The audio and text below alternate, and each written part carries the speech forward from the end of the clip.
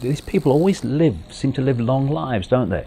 The Kissingers and the Father Bushes and the David Rockefellers and the Queen Mother in England lived to 102, and the Queen in England now is well of age, because they're not given the same treatment, health treatment the rest of us get. One of the bloody reasons, and also other things that they do which are very dark, satanic, and to do with the energy of children. But Father George Bush, he's such a classic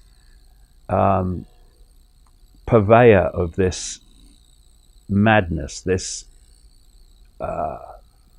insanity that they want to impose upon the world. And as presidents go, he's a bit higher up the ladder than, say, his son or some of the others. And I would want to confront him with not just questions about his role through the years in so many things, because coming from a bloodline family, he would have been brought from birth. He would be developed to be in the positions that he was in, head of the CIA, and vice president, president, and all these other things that he was involved in. But there's another area of Father George Bush which is something that a lot of conspiracy research doesn't cover, but really needs to, and that is pedophilia. It's a deep rabbit hole, but when you connect the dots, you can explain why the ratio of pedophiles to positions of power, especially in the higher levels, is fantastic compared with the ratio of pedophiles in the general population. But this man, Father George Bush, has not just been responsible for the most unspeakable, grotesque, unimaginable sexual abuse and torture of children using various electromagnetic technologies and such that cause enormous pain for the kids who are tortured. This guy's been responsible for the deaths of goodness knows how many children.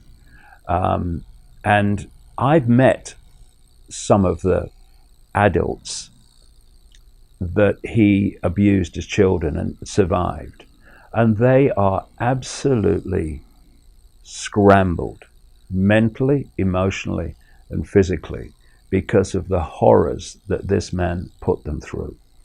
Now, there's a number of reasons, Luke, why we need to look at this and expose this. First of all, to stop the kids having that done to them, but also to let people see into the minds and the mentality of those that are behind this global conspiracy. Because it became clear to me, I talk at length about this and go deeply into it when I speak and in my books, but just keep it on the level of outcome rather than all the dots that show why it's like this. But there is something about their genetics which has deleted empathy. It's deleted the ability to feel the consequences for others of your actions. And if you think about it, empathy is the fail-safe mechanism of human behavior. Because if I have empathy, feelings for how you will feel from my actions, then there is an immediate limit on my actions. I'm not going to do something to you because I have empathy with how it will make you feel. Delete that, there are no limits. So I've said to people for nearly 20 years, don't look at these people and judge what they would do on the basis of what you would do, because it's not the same thing.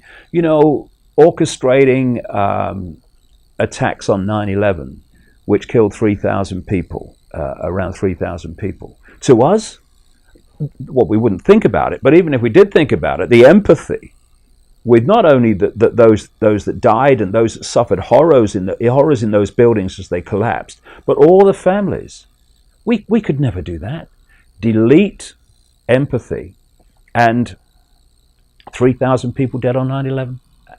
And, so what? That's the attitude that they have. And people can't kind of understand that. They think, no, they would never do that. Well, hold on a second. If you will take a little child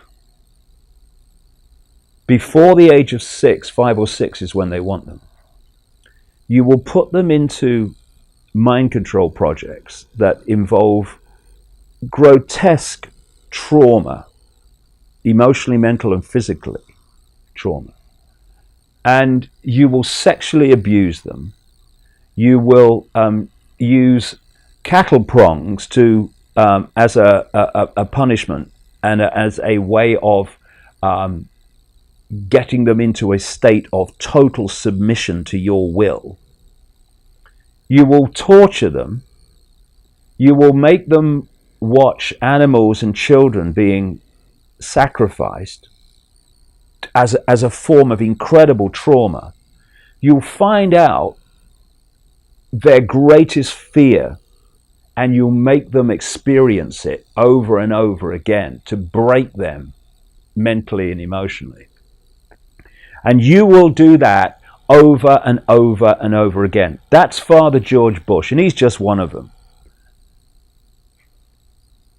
You would pepper bomb Baghdad and have no emotional consequences. You would do 9/11, have no emotional consequences. You would put a virus out there to kill large numbers of people, no emotional consequences. You would put stuff in vaccines designed to affect people mentally, emotionally, and physically.